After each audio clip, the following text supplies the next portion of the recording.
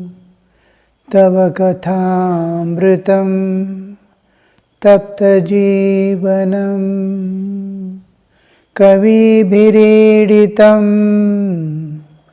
कल्मषापहं श्रवणमङ्गलं श्रीमदाततं भुवि गृह्णन्ति भूरिदा जनाः भुवि गृह्णन्ति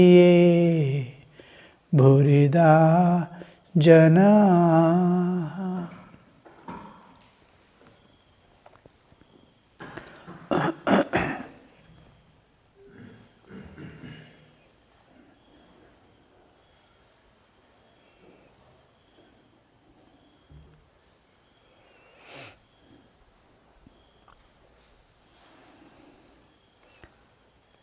These liberated souls, how they will be in the world, the Jivan Muktas. The liberated souls, such as the sadhus and mahatmas, are not entangled in the world, in woman and gold.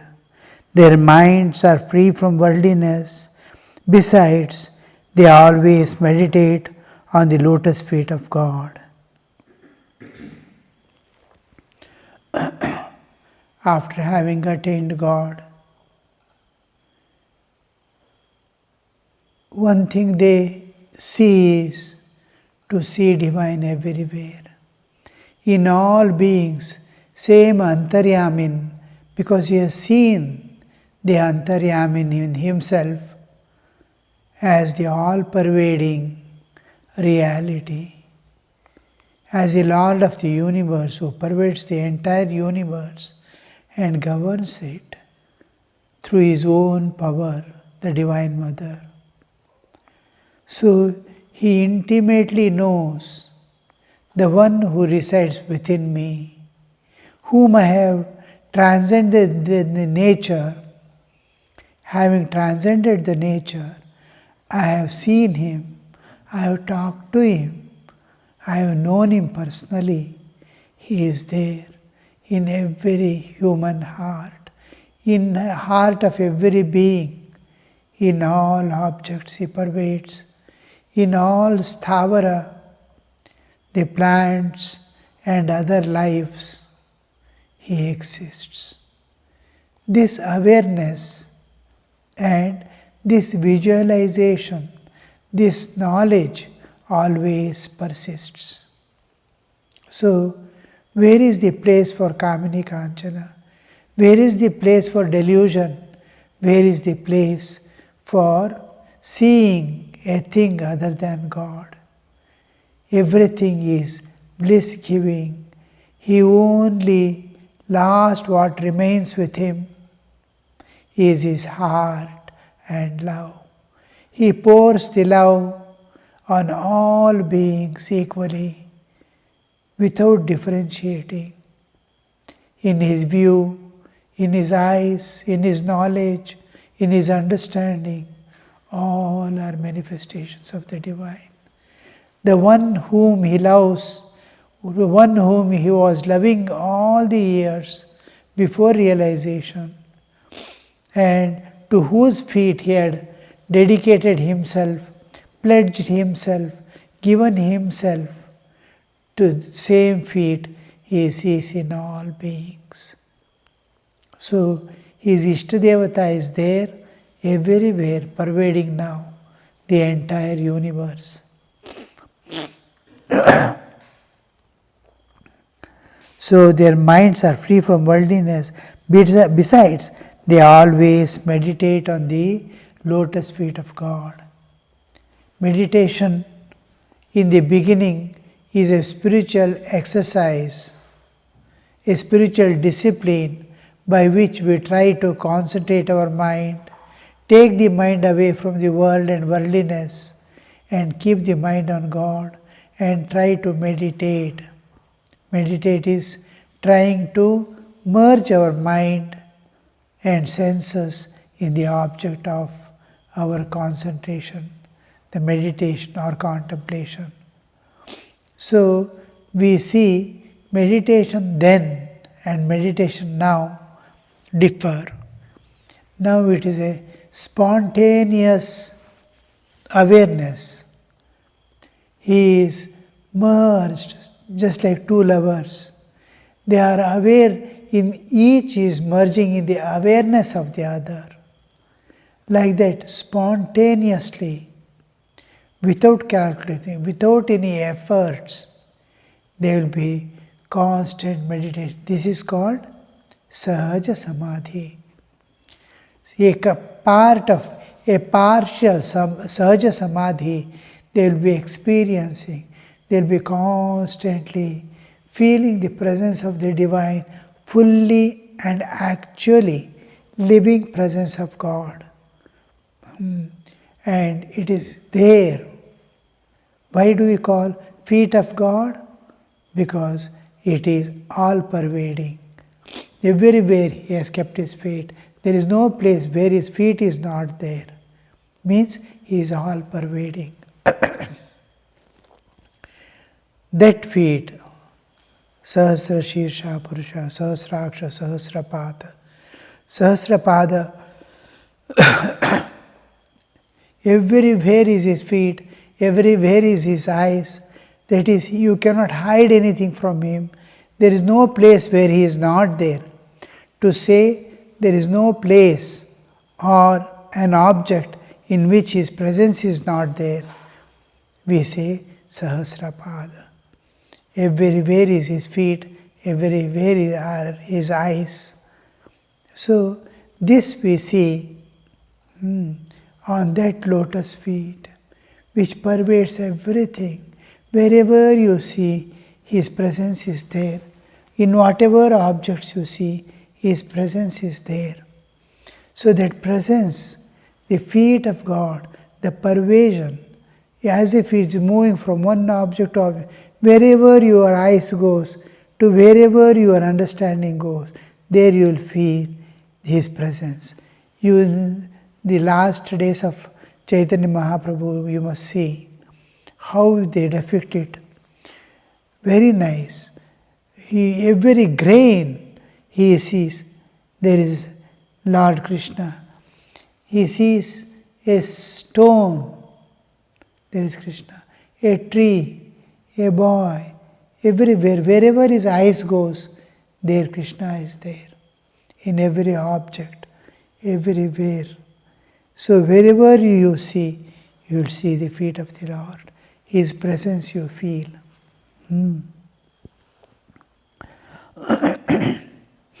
And another purpose of saying feet is to make ourselves understand you are the Supreme. I have seen you, I have met you, I am yours and you are mine forever.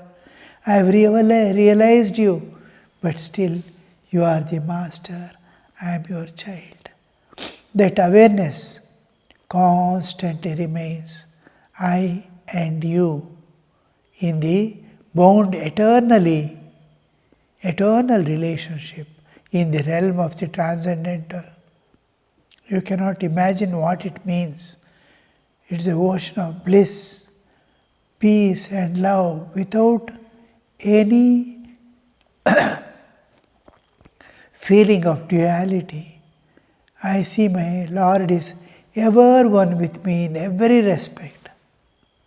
Still there is I and you, but we are one forever. That oneness is a different type of oneness which Chaitanya philosophy calls it Achintya Bheda Bheda. Bheda and Abheda. Bheda seems to be there, Abheda also is there. I am never separated from Him. I am one with Him at all times. But I remain willfully, voluntarily myself to be subjected to Him. Just like infinite space is there, I put a fencing and call this fencing myself and the other space as yours. And that yours include my space also. He is the Lord of everything. He has let me to stay in a small place, as if He has given me a place. In His place, eternally it belongs to Him. So I belong to Him. All this belongs to Him. It cannot be separated from Him. You cannot take away your body or your existence away from this universe. You can go from one place to another place, but you cannot leave the universe and go away. You must be somewhere, and everything, wherever you are, the place, your body, your senses, mind, everything belongs to God. Irrespective of what you are, where you are, all that, including yourself, belongs to Him forever. This is represented by the feminine aspect in the nature, like Krishna and gopis. Why gopis? Because all jivas are feminine. When they recognize their jivahood, the male principle drops away, male-female principle drops away, and a counterpart of the eternal remains. That is the gopis. And you can see in rasa, whichever gopa had realized this state was allowed to enter into the rasa, could enter into the rasa, including Shiva.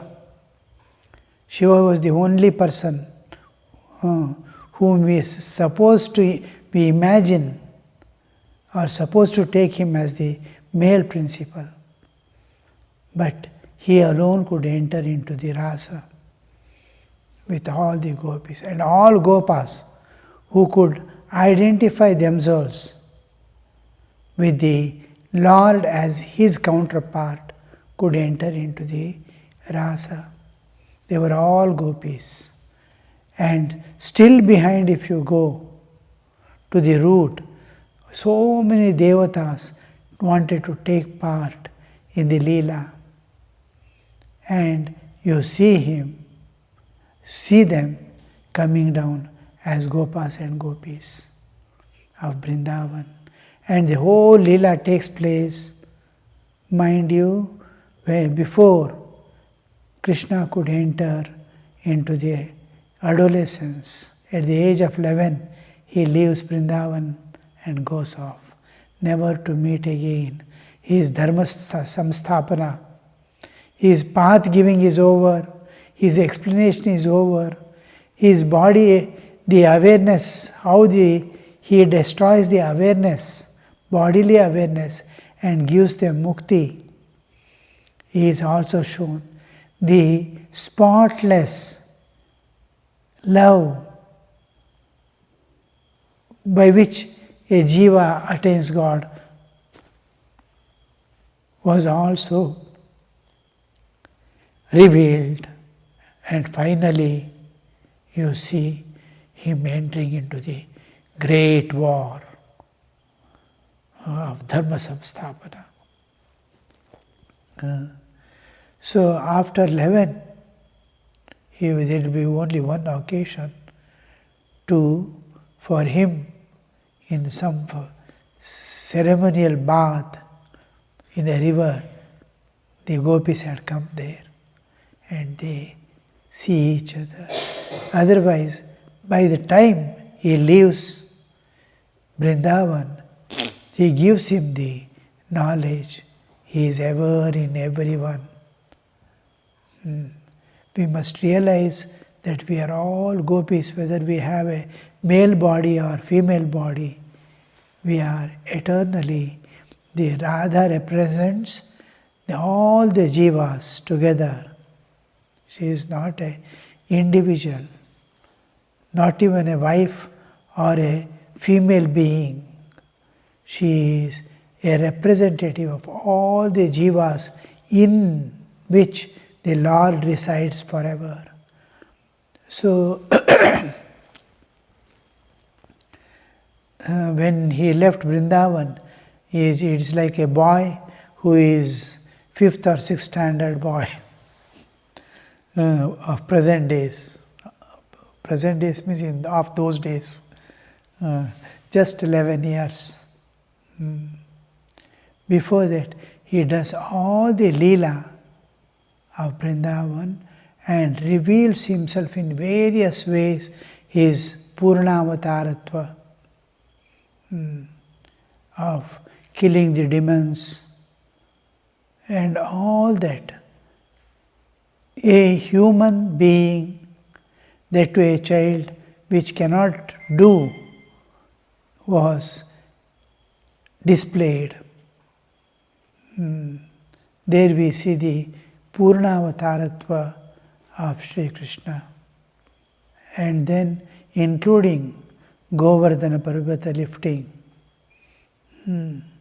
All this play, divine play, was finished before he could enter into his great work. The rest of the life he sacrifices for Dharma Samsthapana.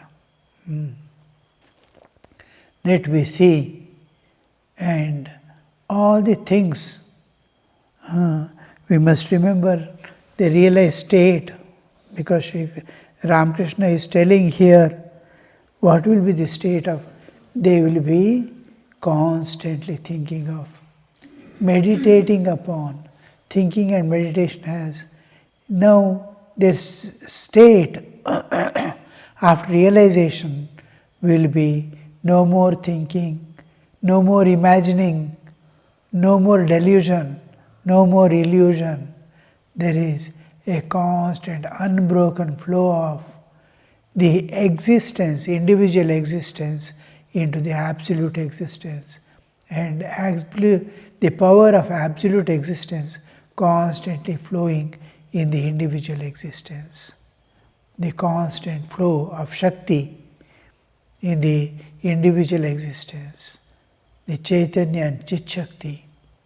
And his existence constantly flowing, eternally flowing into the absolute, like a river endlessly flowing into the ocean. And ocean is again getting evaporated and filling the river. River is flowing. As long as the Jivan Mukta exists, you will see the water of the ocean is becoming cloud and filling the river and again flowing into the ocean. This constantly. We are towards the ocean. We don't know when we reach, and the circuit is complete. When the circuit is complete, the light starts burning. The light of wisdom, the light of knowledge starts burning.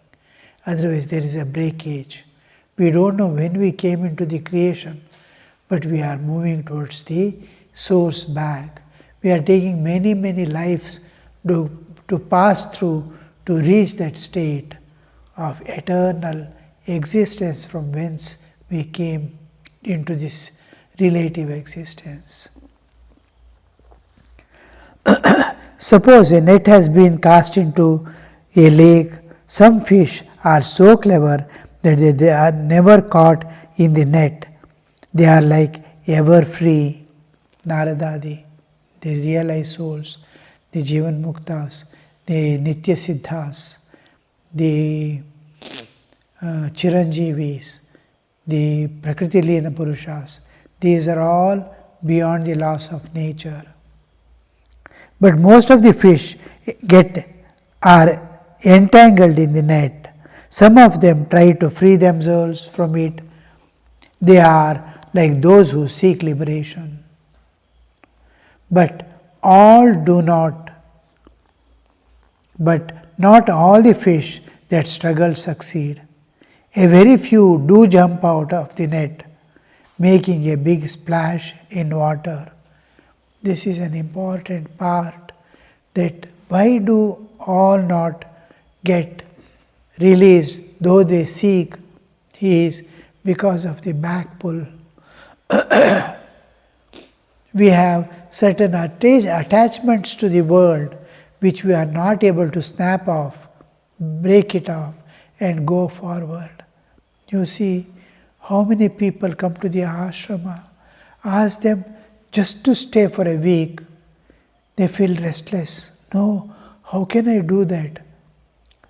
I say, suppose you meet with an accident.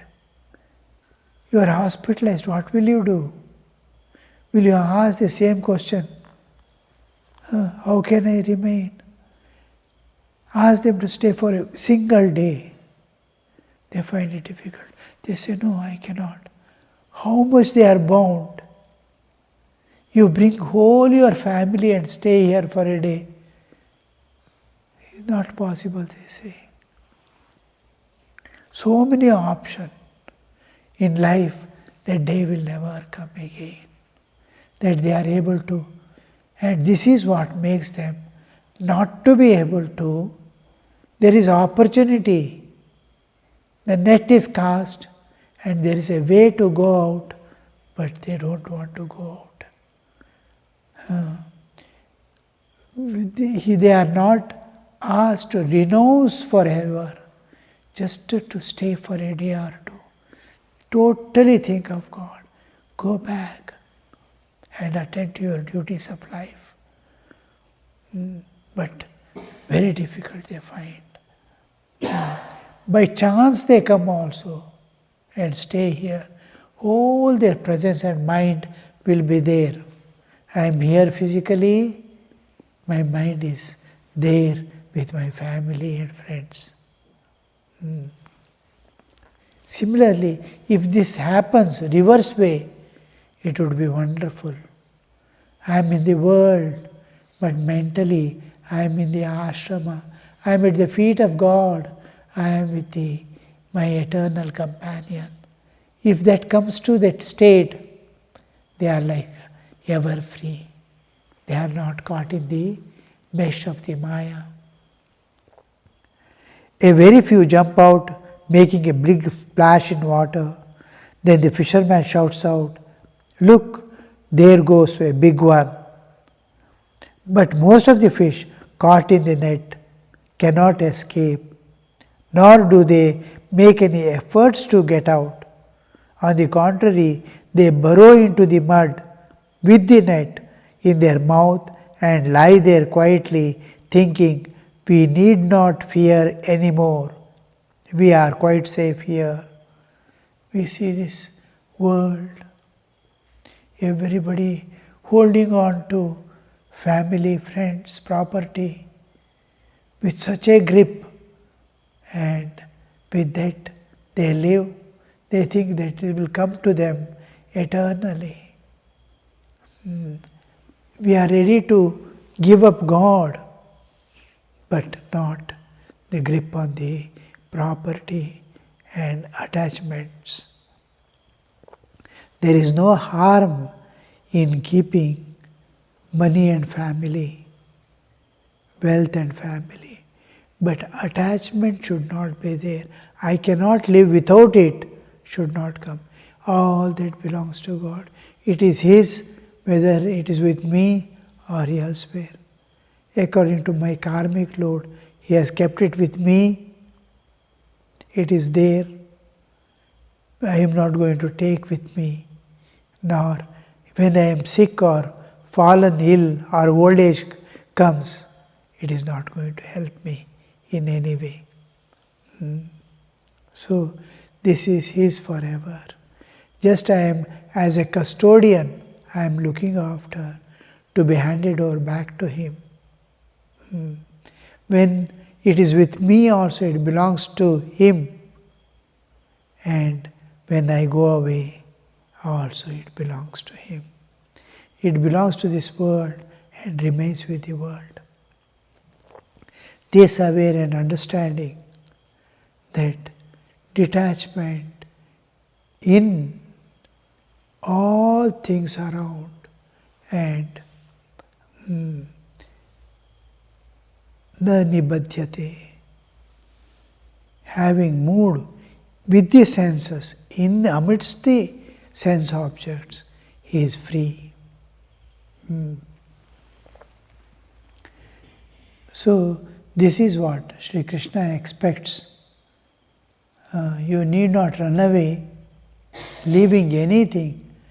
Be there, but keep your mind at my feet and do all the duties of life. And a day comes when you have to leave and go away. Joyfully leave. All that which was with you belongs to me, and which was not with you also belongs to me. The whole world belongs to me forever. You have come, you have to go. This much understanding will see the fisherman may throw his net, but somewhere there will be a loophole from where it may escape. God may make the net get caught somewhere, that the net gets opened up there, gets broken there by a stone, by a catching somewhere. The old one iron was there in the ground. Something gets caught and that breaks. His prayer, his struggle to go out opens and it escapes.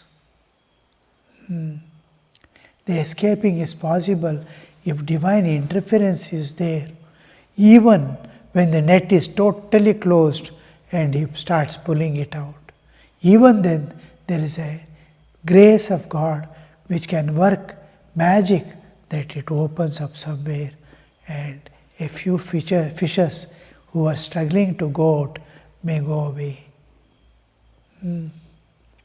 So, the dependence on God, the prayer, the struggle, though we are caught in the mesh, we need not be worried that after all we are in the net. There is no escape, no. There is a divine grace. These are laws of nature. Laws, everywhere law has an exception and law has a consideration. Even when the death sentence is given, capital punishment is given, there is an option that President can excuse even after the Supreme Court gives the death sentence. So there is an option always, consideration. So the supreme authority of this one, he may say, yes, let that be opened. Somewhere the door gets opened and they fly away. So this we must always remember, prayer does work and dependence on God alone is the way out from this world of Maya. Wherever you are caught, whatever you do, there is somewhere what called grace of God that releases you from all bondage once for all. See, with such a huge load of karma, such a load of vasana, if a soul surrenders this moment, that jiva is mukta. That surrender must be total and complete. Immediately he transcends the nature and is beyond the nature. Just a surrender to the divine. The whole your existence, all your karmas, just dissolve then and there, and you fly into the eternity.